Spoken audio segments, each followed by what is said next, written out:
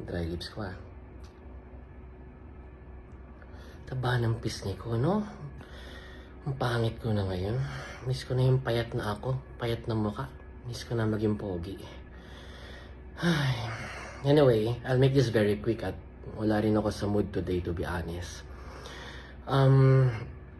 For the past few years, many years already, marami ng taon, ang mag-asawang Chito Miranda and Neri, particularly si Neri, ay nagbebenta ng shares sa kanilang mga negosyo. Hindi ko lang sure kung ano yung mga negosyo. Ang dami na rin eh. Ang alam ko lang na may recall ako dahil may nakausap ko ng isang investor is yung F&B nila, food and beverage business nila, isa tong restaurant. Hindi ko na lang mapangalanan. So what they're doing for the past few years is, for example, mag-open kami ng panibagong franchise, mag-open kami ng panibagong branch dahil wala kaming pondo. So, ibebenta namin shares ng kumpanya. Okay, for this particular branch of this restaurant, bebenta ako 10% share sa'yo, investor A, kapalit ng 1 million pesos. Okay, investor B, bebenta ko yung 5% sa'yo, kapalit ng 500,000 pesos. Hindi to exact figures. Binibigyan ko lang kayo ng example para makuha niyo yung bigger picture. So ngayon, for the past few years, nakarami sila ng branch, nakarami sila ng negosyo, nakarami sila ng kumpanya. And with all these businesses, wala silang puhunan. Alright, I know the feeling, been there, done that, sakit lang sa ulo. Para makalikom sila ng pondo, they keep on selling shares of their businesses, shares of their companies to different investors. And for the past few years, nakarami na sila ng investor. Ngayon, anong nangyari? Hindi kumita yung mga negosyo. So, dismay yung mga investor. Naghabol, nanghingi ng refund. Wala na silang pondo pang refund. Wala naman, nandun na sa mga negosyo or nagastos nila somewhere yun. Sinampahan sila ng kaso. So, may butas sila doon. Kasi, technically speaking, by law, sa mata ng batas, you cannot sell shares or you cannot sell securities to different people if you don't have a secondary license to do it under Securities and Exchange Commission. Dun pa lang may butas siya. Kaya siya nakulong. And maraming investors siya. Multiple counts. At the same time, nangangako siya na ganito yung earnings. Okay, bibigay ko sa iyo yung 10% ng kumpanya throughout the years. Dahil walang nakuhang dividendo, dahil hindi naman kumita yung negosyo at all, estafa yun. Fraud yun. So, yun. Ganun lang kasimple yung chismis. Walang kabet or anything. Kaya hindi ito malisyoso, hindi ito controversial. And to be honest, yung ganitong sistema, talamak talaga ito sa industriya.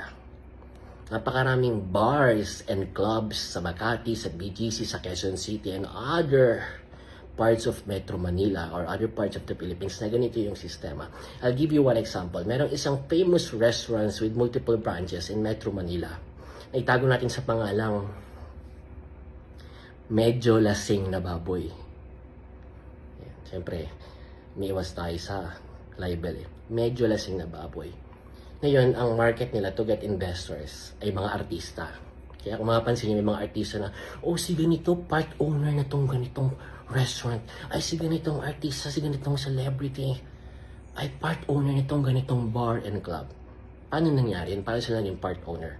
Kasi bumili sila ng 1% share. Bumili sila ng 2% share. So for example, ako ngayon yung founder ng isang restaurant, ng isang bar or isang club. Lalapitan ko ngayon sa Celebrity A. Pag nalapitan ko sa Celebrity A, okay, 1% share ng kumpanyang to, ng restaurant na to, kapalit ng 1 million pesos. Exact amount na to. Hindi na to example. 1% ng restaurant na yan is kapalit ng 1 million pesos. Ngayon bilang celebrity, gusto mo ng prestige na matawag na part owner ka nitong kumpanya ito, part owner ka nitong restaurant ito, part owner ka nitong club ito sa BGC. Papatulan mo ngayon. So, bibili ka ngayon, magkabay ka ng 1 million pesos for 1% share. So, imagine nakalikom sila ng, for example, ako yung founder. Nakalikom ako sa maraming celebrities, maraming investors, maraming businessman ng 49 million pesos. Kapalit ng 49% share. Controlled ko pa rin yung 51%. So, ngayon, binentahan ko ngayon ito ng mga shares.